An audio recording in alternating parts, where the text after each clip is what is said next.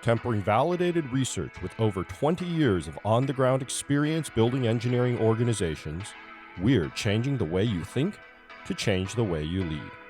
Welcome to the TTL Podcast.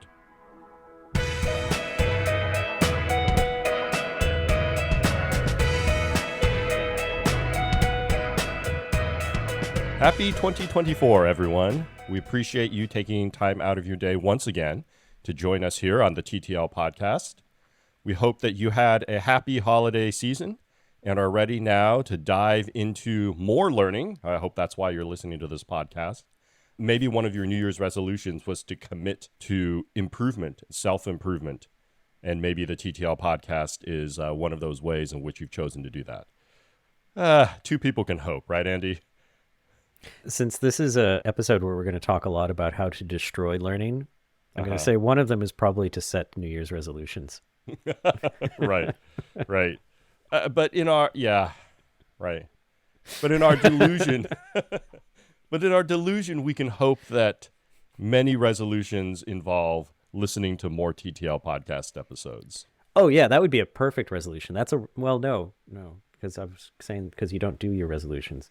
So I don't want them to resolve to listen to the TTL podcast, and then that will cause them to listen to the TTL podcast. I think that's how this works. A little reverse psychology. It works sometimes for my kids. Yep. But getting back on topic here, as Andy alluded to, we are going to talk about learning as the first episode of 2024. Season 2, I might add. And as for how Season 2 is different than Season 1, the year, perhaps? We'll all find out, yeah. We'll see how this makes it different. It might just be a new year. Right. As for our topic today, it is about learning. Andy and I spent the latter half of last year trying to think about what episodes we should start to do in 2024. And we thought one concept that we think most organizations and most people within organizations actually have a very tough time with is learning. They either don't really know why their organization should learn, or maybe don't even think that their organization should be a learning organization. Or perhaps they think they should learn, they've tried some things and haven't really seen any results. And so we thought learning is important enough to tackle as a topic and for people to improve. And so we thought we'd embark on this journey as the first episode of 2024. Yeah. I was happy to jump in and try to learn on this, and I'm hoping that we didn't fall afoul of our own take on organizations not knowing how to learn. I hope that I know how to learn.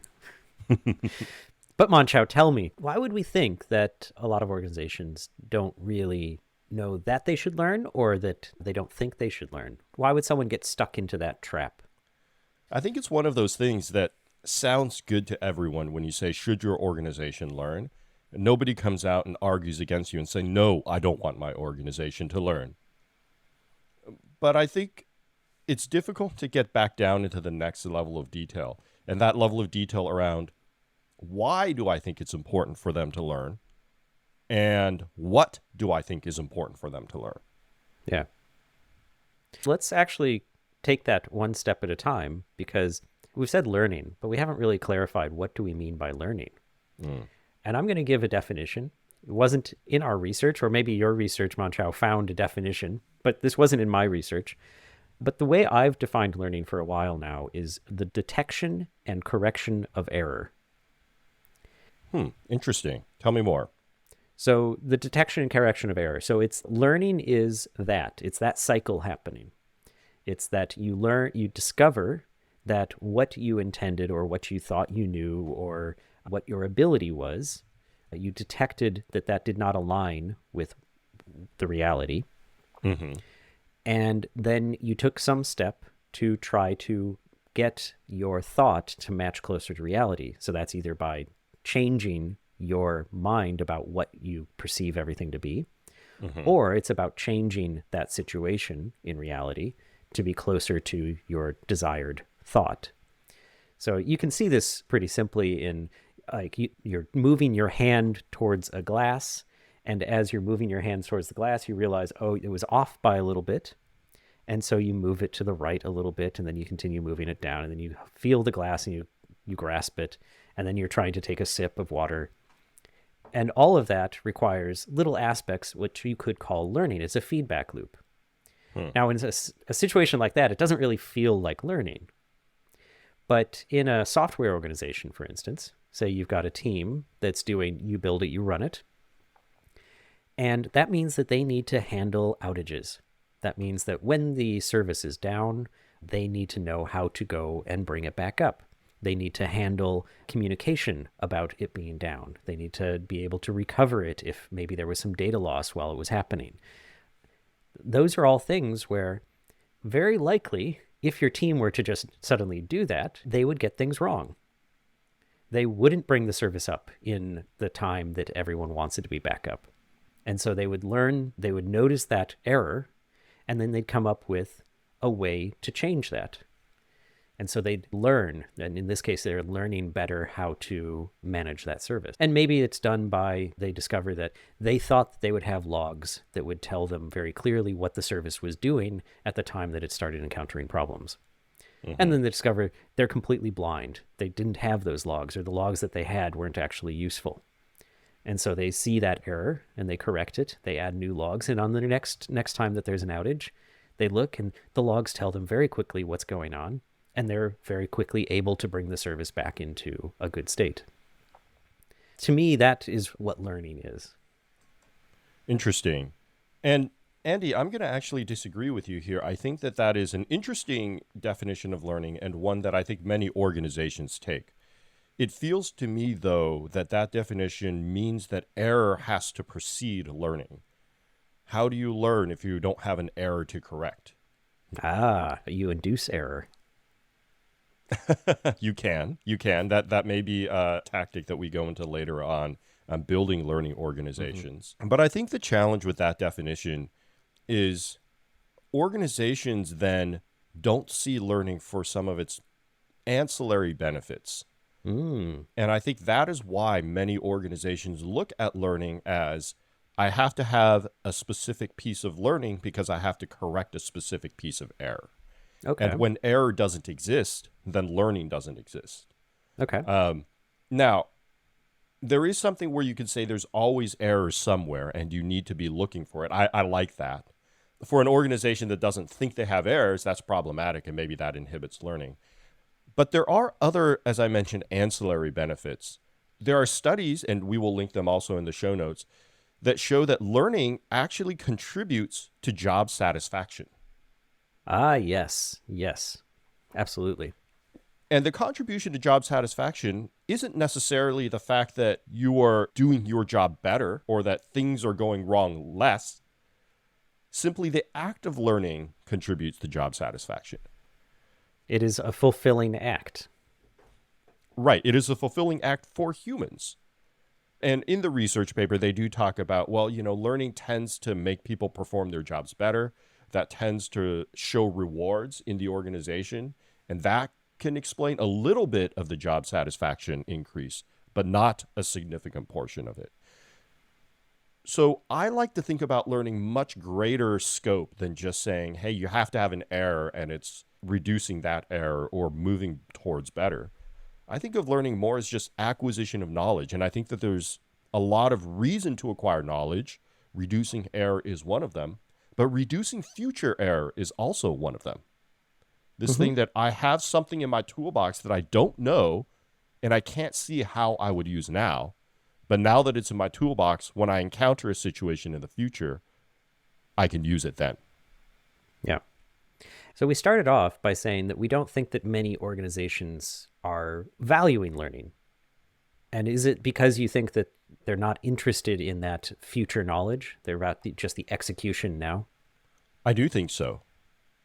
I think most organizations don't value learning for learning's sake, at least in the way that they would have to dedicate time and resources to it, right? This is, again, this thing where you say, I value learning, yes. And if you talk to 100 organizations, 99% of them will say that. But then when you say, what are the time and resources and the tactics you put into it, they won't have any. And so that really shows you, again, that espoused theory versus the theory in use that we talk about a lot, whether they value it or not. And I think it is really about this, well, what is the value that I get for me? One, if there's a clear error, if I lost $2 million because my sales team forgot how to use telephones and didn't call any clients, there's a clear error there. And I think if you took those 100 organizations that encountered that error, I think 100 out of 100 would say, I'm going to start a formal learning process for making sure my sales team knows how to use telephones and knows how to dial and knows how to use extensions. But I think it's the other part of it where you say, well, there's not a clear error, or at least not an error that I can quantify the cost and return of learning. And most organizations fall into that trap where I do need sort of this cost return or cost benefit analysis. And so therefore, I can't really see what the benefit of learning is. I think, Mon-Chaio, that's actually a key thing for a learning organization or for an organization that really promotes learning, is that learning it's not taken as a cost. Learning is taken as an activity that is done as part of your work. It's a bit like TDD in programming. It doesn't work well if you have your programmers going to the leads or the managers saying, oh, please, may I write tests? That's right. Because you're portraying it as a cost. You're portraying it as a thing that has to be traded off against the real work. And I think what we're getting at is the first thing is that you have to consider learning or aspects of learning is part of your work, is part of what you do. It is not a separable cost that you're going to analyze on its own. And that's not to say that we just do it constantly and it overshadows everything else, but it's not something that you want to itemize out and try to trade off against things. It's a thing that you want to get into your pattern of operation, your pattern of work. Absolutely. And going back to the study that I mentioned, I think it's a good time now to talk about there's different types of learning. And I think when we talk about learning as part of work, it's lost because people only focus on one of the three types of learning. So this paper talks about formal learning, which I think is the learning that most people recognize. They defined it as discrete planned events or experiences used to instruct people how to perform specific defined jobs. It's typically institutionally sponsored and highly structured. This is sending me to a course, having a trainer come in and talk to us for a day, that kind of thing. Or even things like, oh, we sponsor Tech Talks on a specific topic, and we're going to do this 1 hour every 2 weeks. Right. But contrasted to formal learning, there's this concept of informal learning. And the paper talks about informal learning occurring in institutions, but is typically not classroom-based or highly structured. And control of the learning is in the hands of the learner, not determined by the organization. So examples of informal learning are situations such as you're doing your work and your peer is next to you and they peer over and they say, your IDE is structured really weird. Why does it take you so many clicks to create a test?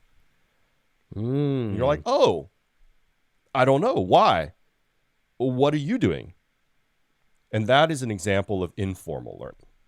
It's much less structured. It's not about I'm learning a specific topic and I have 3 weeks where I'm dedicated to this topic.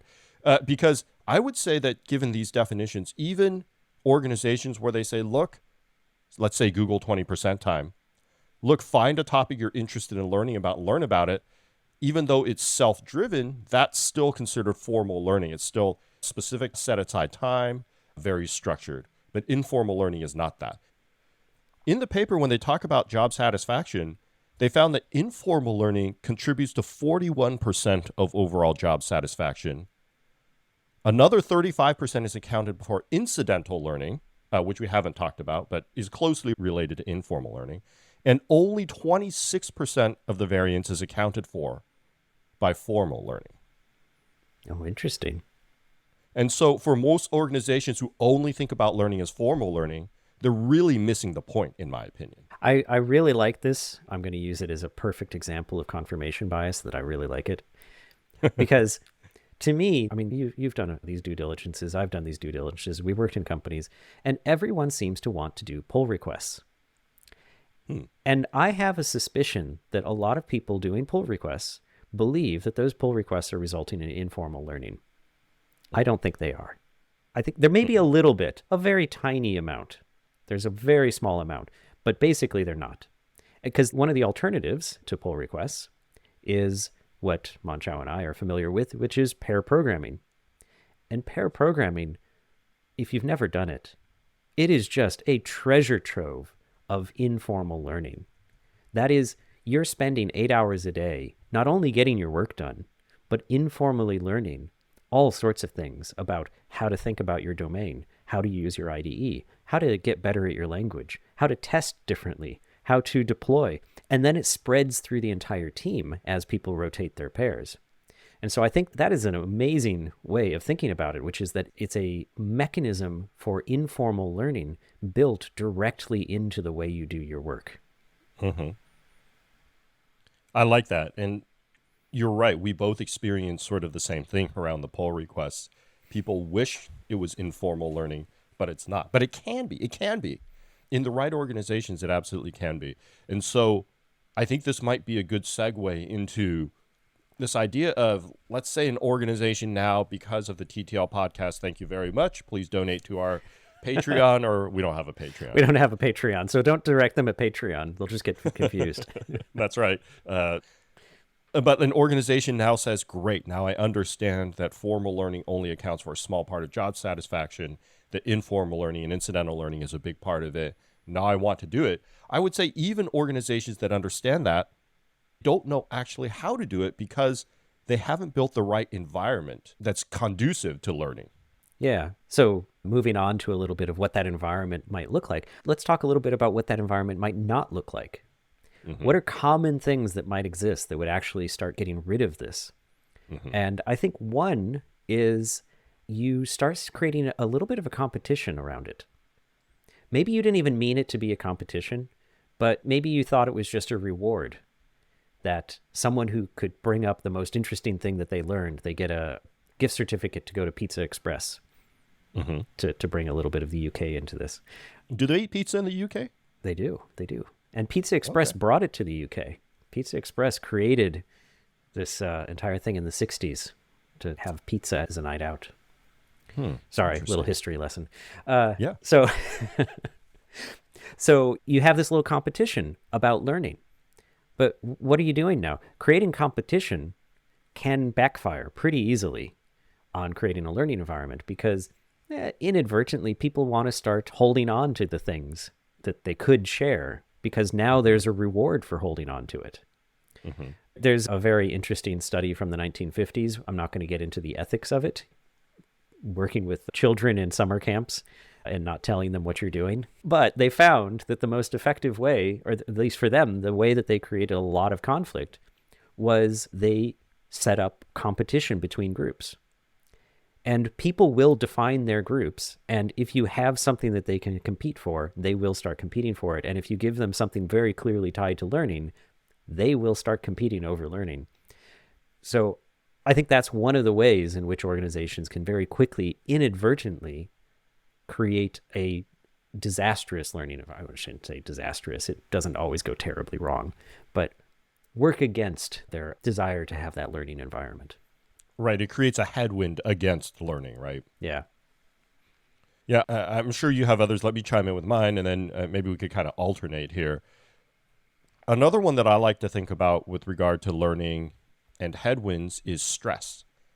Now, we know stress produces cortisol in the human body. We know that cortisol is a short-term performance-enhancing mechanism, but it actually hinders neuroplasticity. There are numerous research papers on this. I will link one of them. And so organizations who intentionally induce stress into the environment in order to reap the benefits of those short-term gains of cortisol, to your point around competition, that's one way to induce stress. Mm-hmm. There are others. Challenging deadlines, artificial deadlines. Challenging the team on the deadlines to say, oh, you said it would take 2 weeks. Why not 1 week? How about 3 days?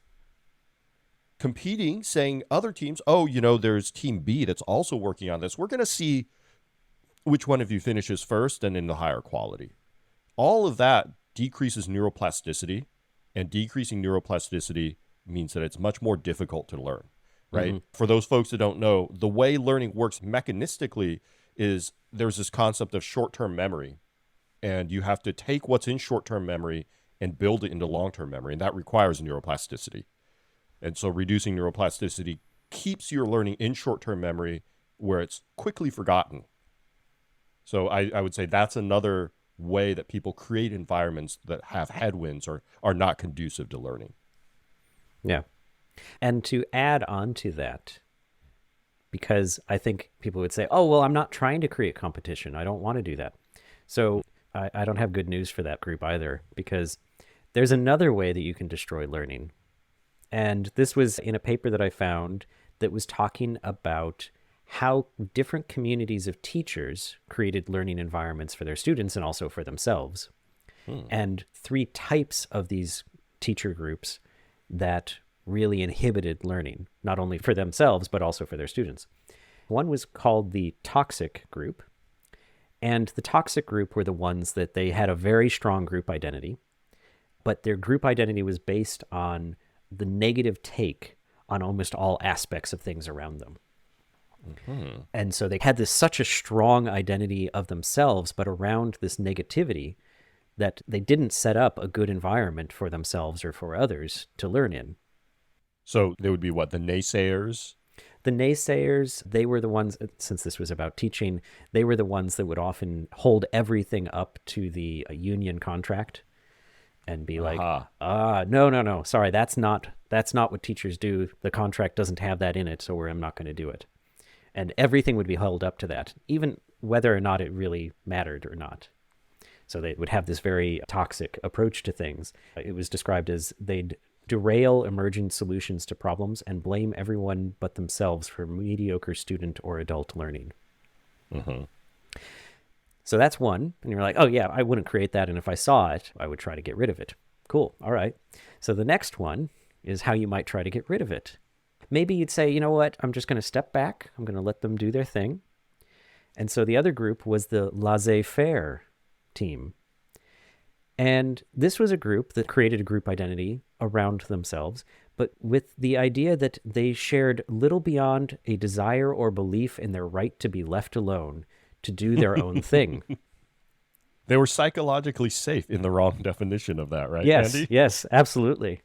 And it describes them as teachers or administrators coexist pleasantly, but are disconnected from institutional goals and from each other's work and work concerns. And that's starting to hint at what the troublesome research into children found, which was to get the conflict to stop, to get them to work together.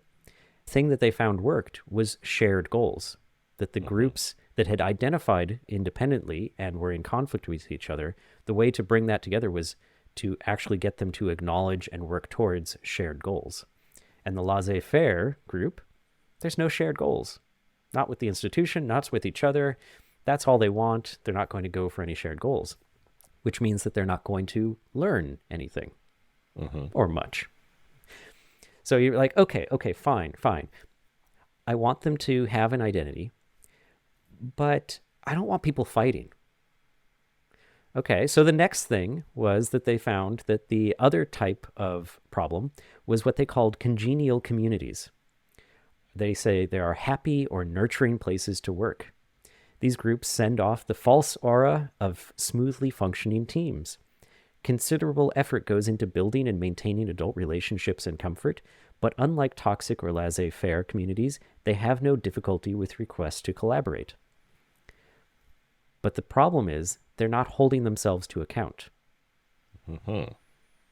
They are going to take the lack of conflict as their ultimate goal.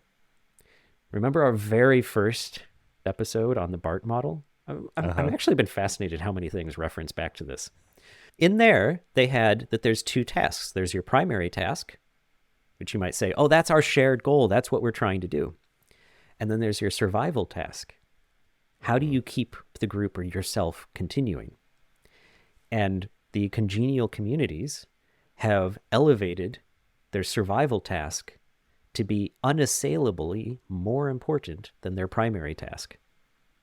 So they found these 3 archetypes of different groups that destroy learning.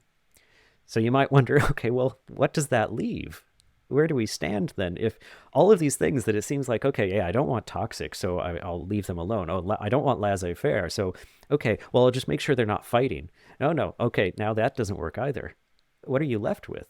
And what they had was that what you're left with is what they called accountable communities. It says they are the much desired but rarely achieved ideal for functioning teams. They are demanding. Okay, this is going to harken back to our psychological safety episode. Mm-hmm. They are demanding and sometimes uncomfortable places to work. Labeling a community as accountable means its members have moved beyond merely working together well in service of students in general. The team takes direct responsibility for monitoring its own actions and for calling others on behaviors and stances that are not helpful to the mission. Mm-hmm. They are a psychologically safe group that calls out when things are not heading them towards their primary goal. And I love how all of these topics connect together because we do tend, I mean, we're an episodic podcast. We can only talk about so much. So we do tend to focus on a single topic. It makes for an easy title and it makes whatever. But the fact of the matter is all of these things tie together. And so it's really interesting to see it all tied together in some of these research studies as well. I really like that they ended up on this model of accountable groups. Because you're right about the psychological safety thing. Going back to, what was it, not the laissez-faire model, the congenial model? Yeah, the congenial communities. Right. One of the things you said is they have no trouble collaborating, but their survival task ends up being the primary task. The other thing about learning organizations is, especially when you start to think about the definitions around informal learning and incidental learning, it requires other people to interact with you. Yes. In order to learn. Getting back to the accountable group, to hold each other accountable means that you have to be there. Yes. Well, in mind, I'm not saying you have to physically be there. And so another way to destroy learning in your team is to make interactions incredibly formalized. And when interactions are incredibly formalized, hey, you have an API, they have an API. The only time you need to talk to each other is when your APIs need to agree. Oh, and by the way, I scheduled an hour of fun every 2 weeks between your two teams and an hour of tech talks every 2 weeks between your teams. Have at it, right? Yeah. When your interactions are formalized, that ends up destroying learning and the opportunity for learning. Yes. Interesting. So I think we've given people plenty of stuff to think that, oh my God, I've been destroying learning through my organization for years, and I was trying not to. Where can we leave them to help them out to understand a little bit about, okay, this is what you can do. These are things that are probably more likely to work. We've touched on a few. There's the accountability one. There's the pair programming is a very specific tactic that there's plenty of stuff to talk about. What else is there? I would say the first thing is understand that there are many different types of learning and that informal or incidental learning is often, if not always, the primary learning model that you should try to foster within your organization. Yeah. Just from my personal experience, formal learning when I was sent to courses or things like that, it was most fun, it was most interesting because I got to do something different for a while. Mm-hmm. The things I learned from it, usually I didn't even retain. Right. One of the biggest problems is that retention of formal learning. Formal learning tends to be a set amount of time, and then it's gone. And we know that when you put all of that stuff in short-term working memory, if you don't use it, it goes away rapidly. And so that is the reason why most formal learning programs fail. They don't have to fail, but they almost always do. So if you don't want them to fail, you need to make it highly relevant right then so that when they leave, they can practice it to retain it. So if you have people who are working on the front end and you're like, oh, you need to all understand the database better, and you send them to a course about MongoDB, and then they come back and their work is still about front end and never about MongoDB, that was probably just a wasted day. It was probably fun. There was a bit of that effect out of it, but not in terms of learning and having your front end engineers understand how to manage a MongoDB. Mm-hmm. And we did talk at the beginning of the episode on sometimes learning isn't to solve an immediate problem. Sometimes it's a tool in your toolbox. Mm-hmm. But honestly, in that case, it's not even a tool in your toolbox because you'll forget 80% of it within a week. So Yeah. how can it possibly be a tool in your toolbox? We're not saying that formal learning is bad. We're saying formal learning to the exclusion of all other learning is bad. Yeah. But formal learning has its place if done correctly. So can we talk about some ways in which to do formal learning more correctly? Ooh, that's a good one. I didn't look much into this, so I'm going to go off of my own beliefs and understanding at this one. For me, formal learning makes sense, not as a thing to pick up a new skill, but as awareness to understand that there are things out there that I could research later. It's just to start building a map. I got a master's degree in software engineering, not because I thought, oh, this is going to make me a better software engineer. I got it because I thought, and I think I was right, it exposed me to ideas that I wouldn't have been exposed to otherwise, which meant that when I went back into the workforce, no, I don't remember exactly how to do a formal proof using abstract data types, but I do know that such a thing exists, and if needed, I could look it up and use that little bit that I did retain to get myself back into it a little bit more quickly. Mm-hmm. That makes a lot of sense to me. I think the other part of that is you need to be able to retain that information. To your point of you don't remember how to use formal proofs, I think that's probably okay because some of that information is retained. And so even if you don't remember, you can say, hey, I've encountered this type of thing in the past. I can look it up, but there exists this type of thing that I didn't know about. And perhaps it's useful to my thing now. Let me go research it again for an hour. Oh, it is or it isn't. Mm-hmm. I think the problem with formal learning is people don't distinguish it between the intellectual understanding of that topic and the actual skill development needed in that topic. Mm-hmm. There's an article from Harvard Business Review that I'll link in the show notes. They use the analogy of swimming. I often use the analogy of learning to play piano, but I like their swimming example, so I'll just use it here. The author mentions that they've been coaching swimming for over a decade because their kids are there. Their kids do swimming. And so she knows all of the legal stroke techniques.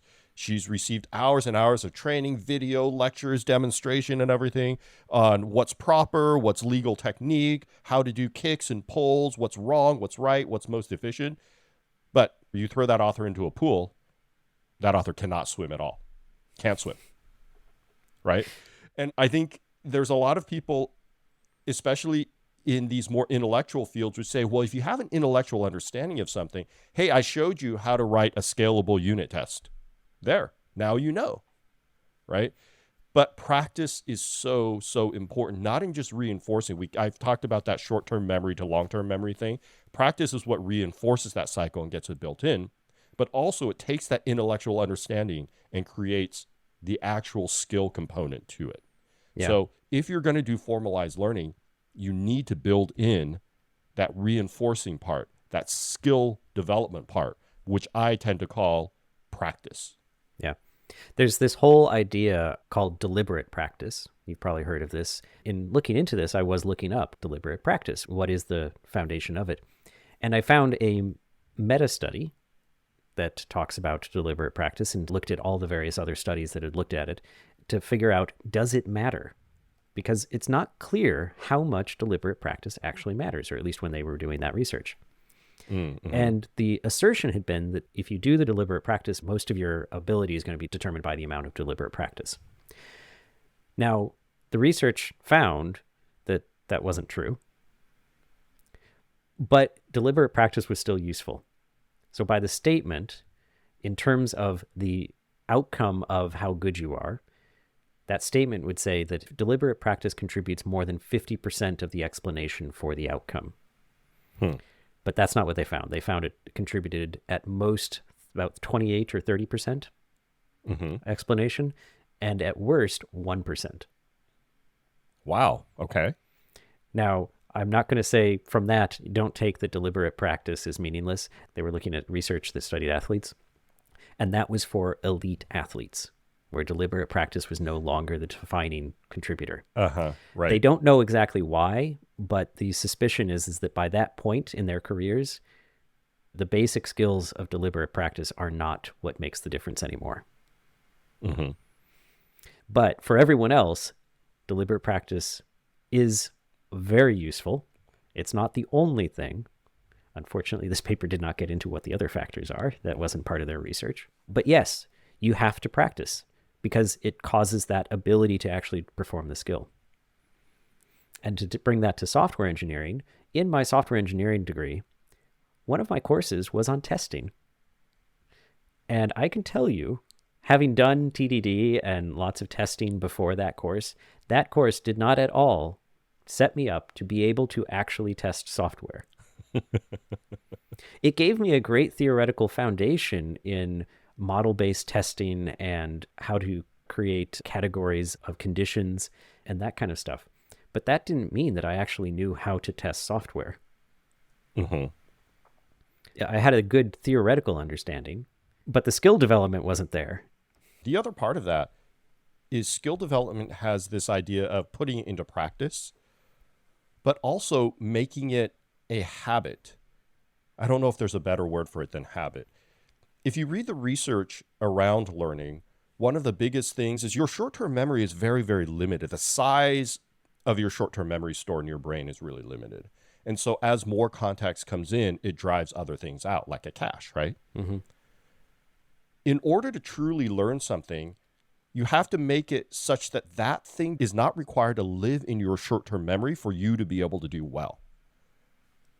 And the only way to do that is through repetition and practice, deliberate practice.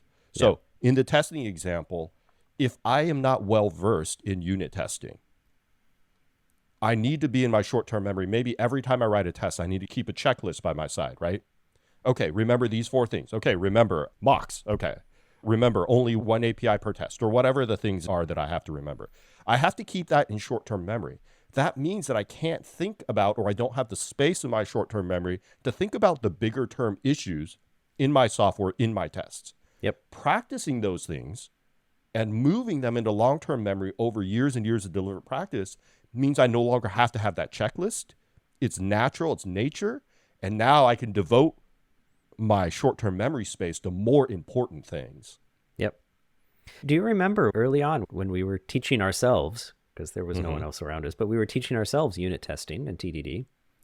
I'm pretty sure that on our desks or somewhere nearby, we had a right bicep.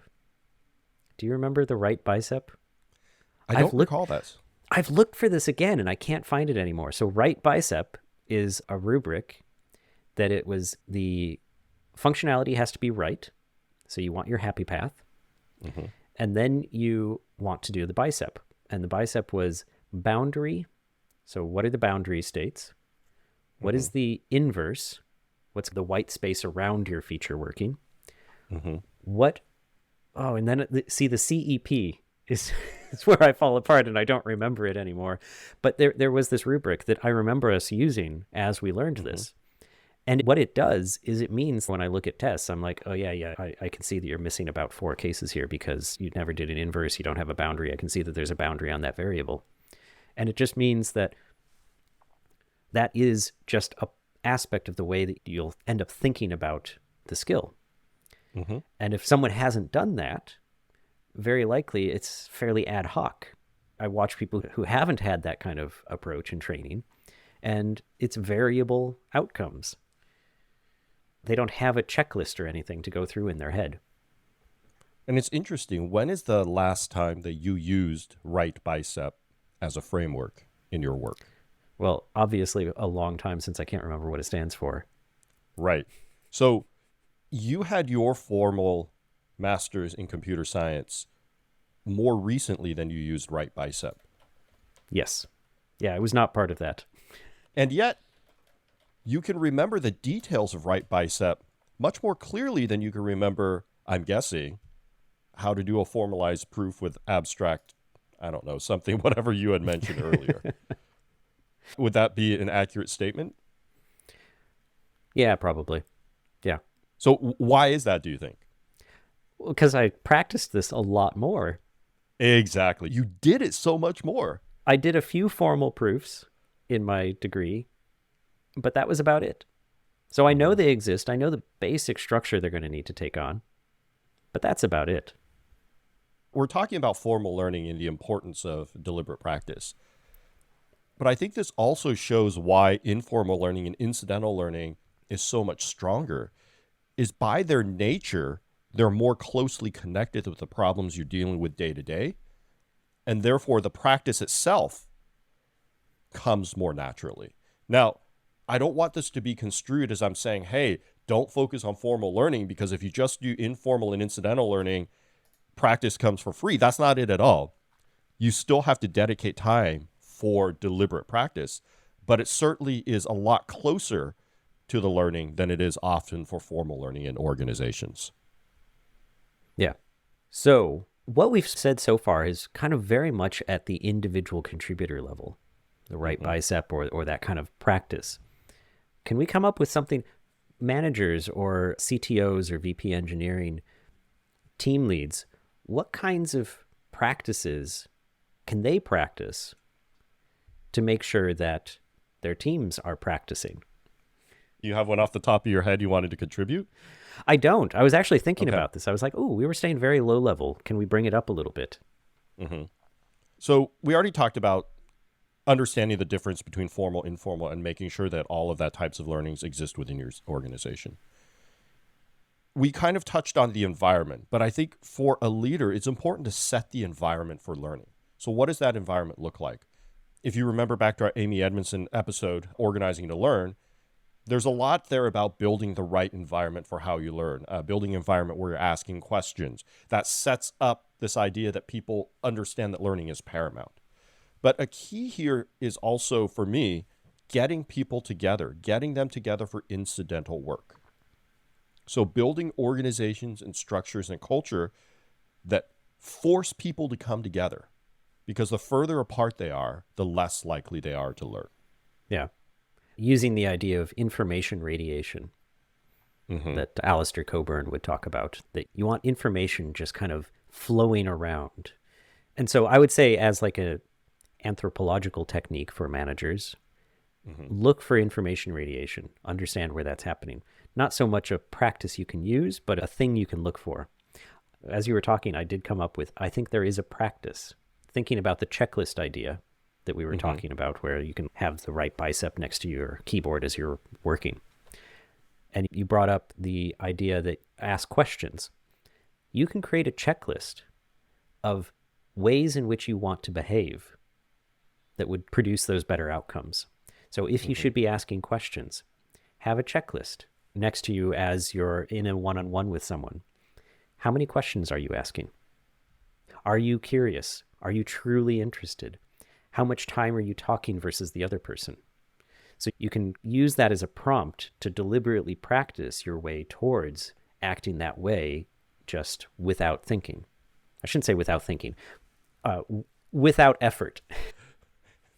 Yeah, I like that. And then hopefully you will internalize it as you practice it. You yourself are practicing this learning, and maybe one day you won't need the checklist like right bicep. Yeah. But at least to start, I think that's a great tactic. I think I have two more. One is create space for deliberate practice. Mm-hmm. Remember, learning is something that you do, it's not extra. And so part of that means you want to create that space, especially if you're doing formalized learning, which again, we're not saying don't do it. You should do it. There's very valuable ways to do it. So do it and then create space for deliberate practice once you finish that formalized learning.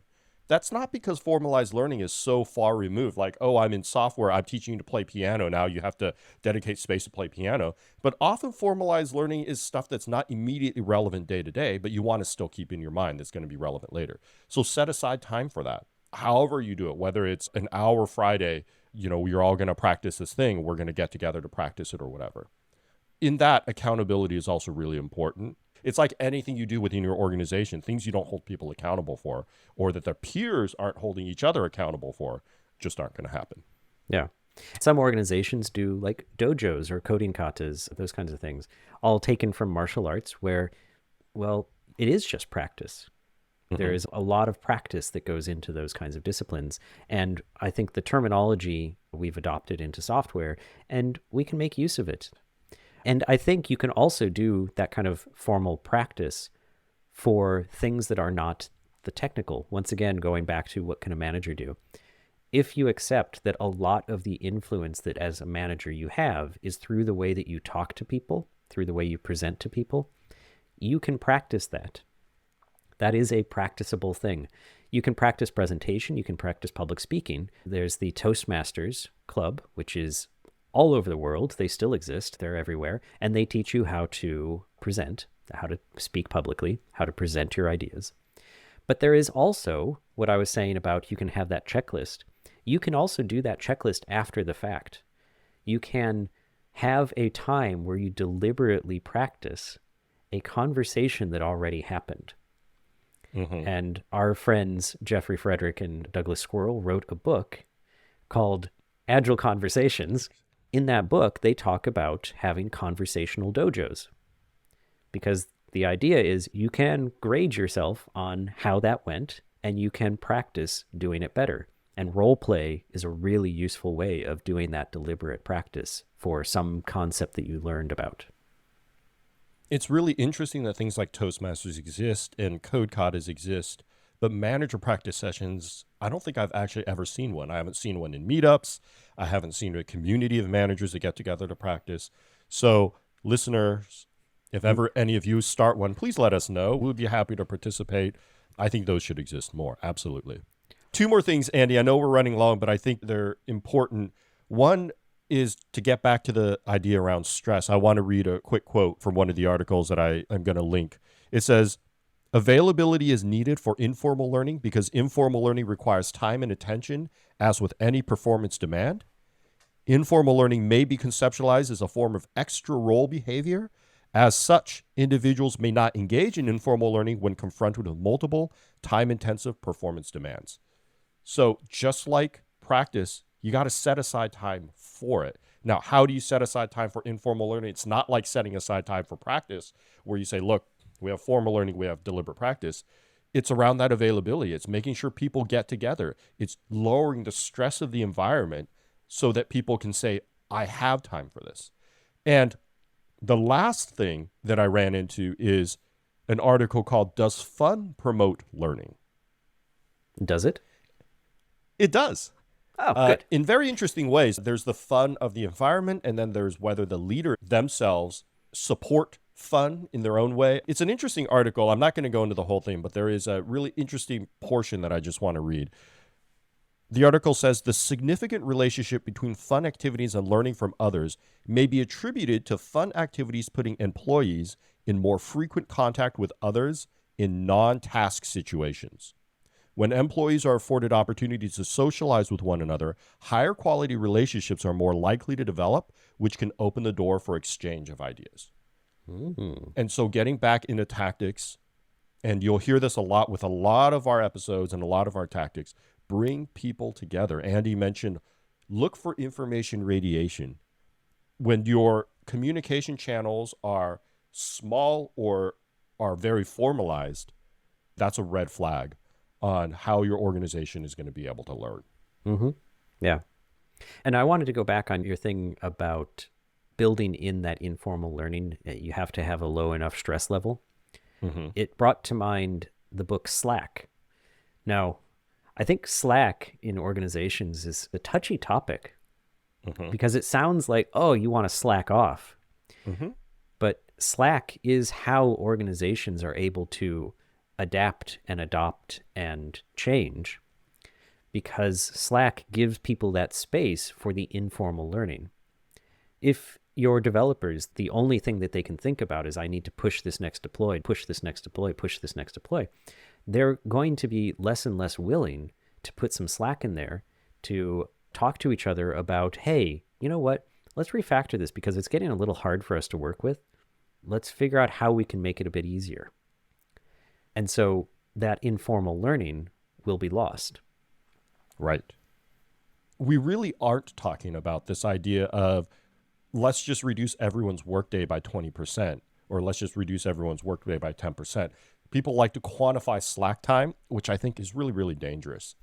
It's more a cultural thing around, do you give yourself time to recover? There's a idea for executives that all executives should take time at the end of the day to journal. Why?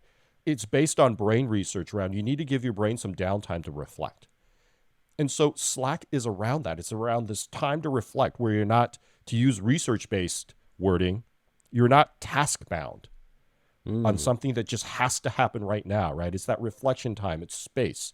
And so you need that time. Now, getting back to accountability, that's not time for you to just scroll your news feed or whatever. That's not peer accountability, right? And so all of it sort of fits together in creating a learning organization. Yeah. Nice. Well, Mon-Chaio, I think we can leave all of our listeners with quite a few ideas that I'm going to struggle to sum up, but let me see what I can do. So there's two types of learning that you really need to think about: formal learning and informal learning. Most of your effort should probably be directed at making sure that the informal learning is really happening. When you do the formal learning, you want to take on some sort of tactics after that formal learning to bed it in, to make it become real and turn it into skills.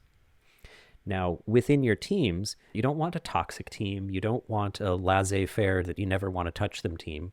And you don't want a congenial team where their primary goal is actually to just survive and not have conflict.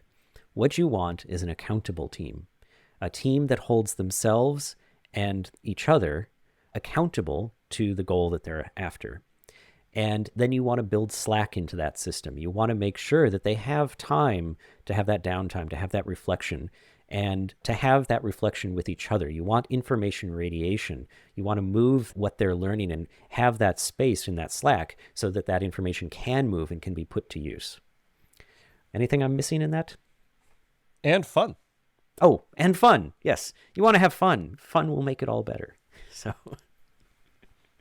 I love it. I think that's a great summary. Hopefully you have learned something. And remember, if you have learned anything here, this is more formalized learning. So do some deliberate practice to put it out in the real world. If you need help with that, definitely let us know. We're more than happy to help. Email us at hosts@thettlpodcast.com.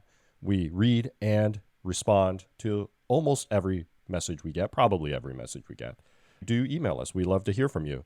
Also, please like and subscribe on your preferred podcast platform. That really helps us out as well. All right, so until next time, be kind and stay curious.